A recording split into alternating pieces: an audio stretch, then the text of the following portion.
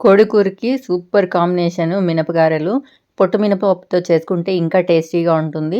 ఒక కప్పు మినపప్పునైతే శుభ్రంగా 2 సార్లు కడుక్కొని, బాగా 3-4 గంటల సేపు నానబెట్టుకొని, ఇలా పైన ఉన్న పొట్టు మొత్తం తీసేసి, నీళ్ళు మొత్తం వంపేసుకున్నాక, మిక్సీ జార్‌లో వేసుకొని, 1 ఇంచు అల్లం ముక్కలుగా కట్ చేసి వేసుకొని, ఇంకా రాళ్ళుప్పు, మిరియాలు వేసి, మెత్తగా అయితే ఇలా రుబ్బి పెట్టుకోవాలి.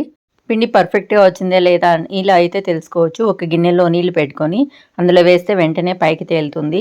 ఇంకా సన్నగా కట్ చేసి పెట్టుకున్న ఉల్లిపాయలు, పచ్చిమిర్చి, కొత్తిమీర, కరివేపాకు, చిటికెడు సోడా వేసుకొని, సాల్ట్ సరిపోలేదంటే కొంచెం సాల్ట్ కూడా వేసుకొని బాగా కలిపేసుకున్నాక, వేడి కాగుతున్న నూనెలో మనకు నచ్చిన షేప్‌లో వడలు వేసేసుకోవడమే.